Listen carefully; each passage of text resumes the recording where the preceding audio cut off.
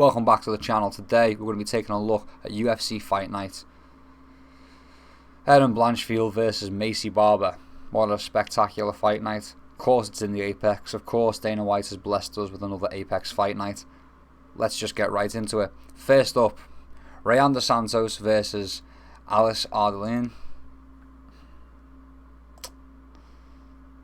We're going to be going with dos Santos. Look, both girls are coming off 2-fight losing streaks, 2-fight skids since getting signed to the UFC. Both not really seeming to be up to the UFC's par. Probably fighting to see who gets to stay in the UFC. Maybe not though, it's the women's divisions and they're kind of shallow anyway, so they can afford to just keep a few more girls around, I suppose. Remains to be seen. Either way, you can afford to skip this one. You know, 15 minutes late, you won't miss anything. 20 minutes late, you'll miss a few ads. No big deal. If you're a betting man and you insist, I would say put it on go in the distance. Just say it goes the full distance. And if you want a winner, dos Santos probably wins it by decision. It's going to be a pretty dull fight in my opinion. But you know, I've said that before and I've been wrong. So let's see them prove me wrong. Let's see if the women do a thing. Next up, Marquel Medeiros versus Balaji. I know a lot of people are picking Oki by knockout, by TKO. But I'm feeling Medeiros, to be honest. I think Medeiros has got slicker footwork, and I think he uses that to his advantage, and he just kind of stays just out of Oki's reach and lets him, I want to say overextend. He lets him burn himself out. Both guys don't have amazing gas tanks, but Oki's is visibly worse, we'll say.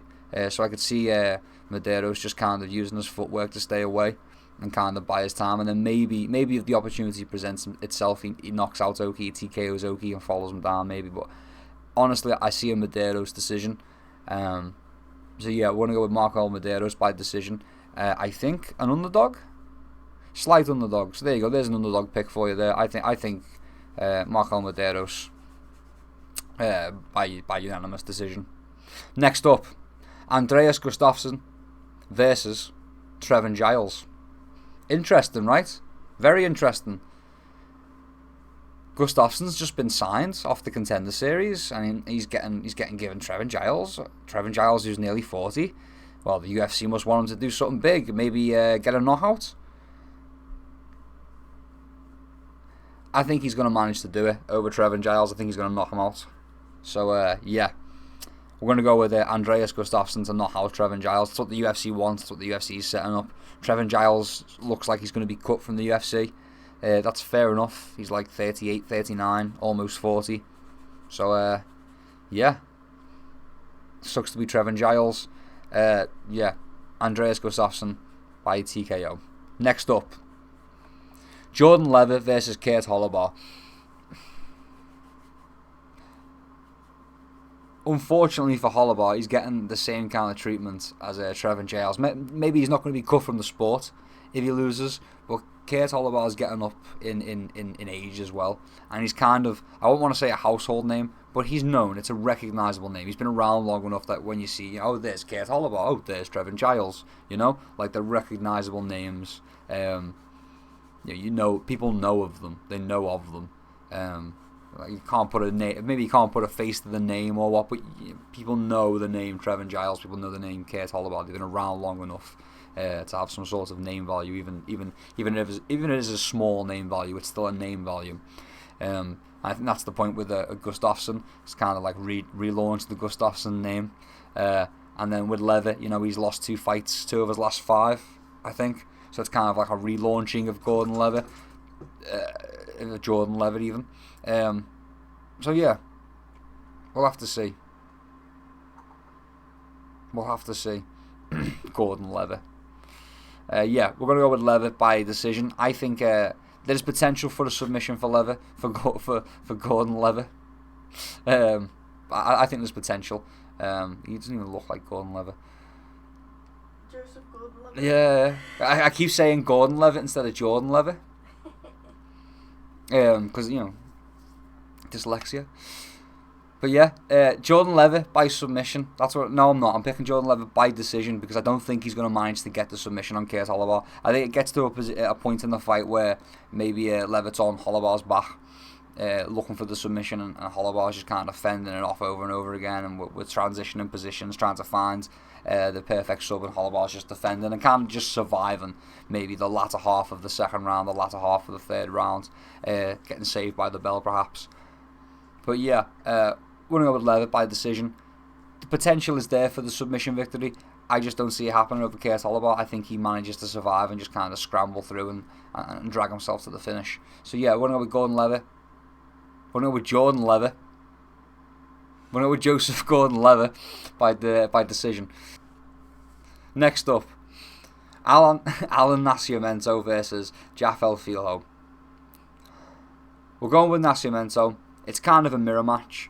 But I think Nascimento just kind of pinches it, just kind of steals the victory. It's going to be a decent fight, maybe even a little bit of a back and forth at times. But I think Nascimento gets the victory. Probably a decision. I could see a knockout though. Probably a decision. I could see a knockout. No. Nascimento by decision. Next up, Zach Reese versus Dusko Todorovic. We're going with Zach Reese regardless. Both guys like to get into a firefight, so it's going to be a decently entertaining matchup. A bit of resurrecting a bit of life into the card, pumping a bit of fuel into the card. Decent little matchup. I think Zach Reese gets the knockout. I think Zach Reese probably handily gets the knockout. Better quality of opponent.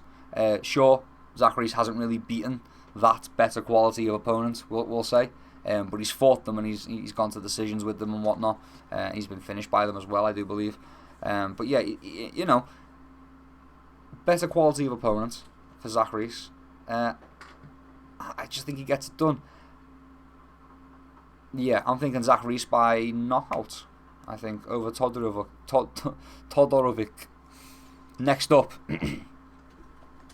Caitlin Vieira versus Macy Chinnison. We're going to be going with Chinnison. Bit of a mirror matchup again. Both girls similar age, similar height. Difference is Chinnison's got a fair bit of a reach advantages. It's like a 6-7 inch reach advantage. I'm sure she can use that to her advantage. She can stuff the takedowns. She can kind of bully her way back off the fence. Get the whizzer in. There's more time to react. There's a whole 7 inches in time form to react. It's a good few more milliseconds of reaction time. So yeah, I think she manages to survive. Plays that advantage and just kind of pick Vieira apart to a decision. Next up, Dustin Jacoby versus Bruno Lopez. Bit of an interesting matchup, a bit of a tough one. I'm going to be going with Dustin Jacoby. Both guys are good, and I think this is a test for Bruno Lopez. I just don't think he's going to pass this test. I think it's going to be back to the drawing board for him. Jacoby's crafty, he's tough. And he finds a way to win. Obviously not always, 20-9-1, but he's a tough guy. He'll hang in there long enough until an opportunity presents itself, or until he manages to create one for himself. I'm thinking Dustin Jacoby by knockout. I think they're going to get into a firefight. I think Jacoby's a little bit tougher, and I think if he needs to eat one to give one, he's going to be more comfortable doing that than Lopez. So yeah, we're going to be going with Jacoby, probably by knockout. Next up, Ramiz Brahimaj versus Billy Ray Goff. We're going to be going with Billy Ray. Ramiz is coming off of a knockout victory. He is. That is worth noting because I'm picking Billy Ray to knock him out. But I think Ramiz is going to be confident after getting a knockout victory. I think he got knocked out, then lost the decision, and then got a knockout victory. I think. Whereas Billy Ray, I think, was on a decent fight winning streak, a decent good winning streak, and recently he lost that to a decision. But I'm fairly sure he was knocking everybody out. I could go and check instead of just hypothesizing. It's right there in front of me. Let's take a gander. Yeah, so he lost the decision to Trey Waters, but before Contender Series, he's winning all of his fights. And then we've got a loss to Court McGee. And then a knockout over Mickey Gall. Yeah, you know what? We're going to be going with Billy Ray Goff. Probably by knockout. I'm thinking Billy Ray Goff by knockout. It's a tough one to say, but I think he just gets it done. I think he just outclasses Ramirez. I think hand speed's going to play a big part into it. I think Ramirez is going to be getting hit by shots he can't even see coming, and that's going to be a bit startling. It's going to be a while. It's going to be like a tribe taking down a large animal like an elephant or a rhino or something. You know, it's going to be death by 1,000 cuts.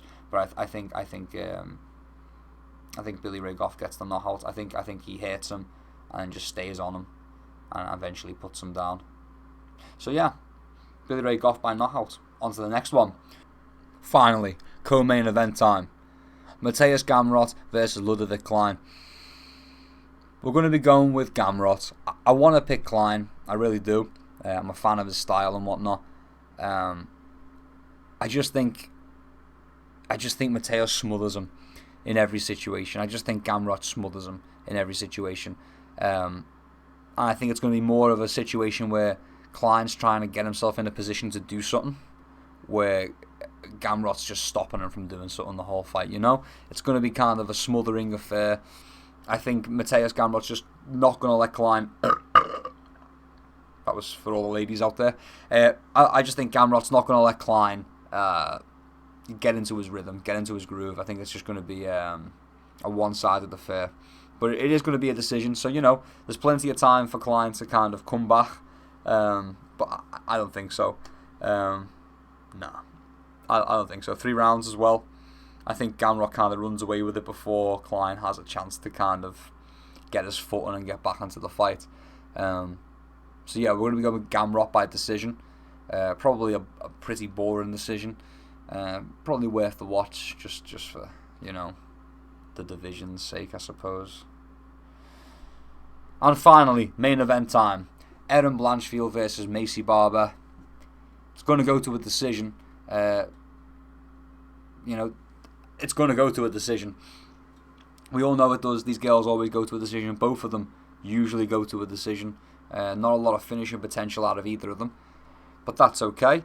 We're going to be going with Erin Blanchfield. I think a slightly better. I mean, I say a slightly better quality of opponent. I think the only difference is what Rose Namajunas. Is that it? Is that the only difference, really? Because the division's so shit. You can come in, but you're just gonna go straight out again. By submission. Blanchfield by submission.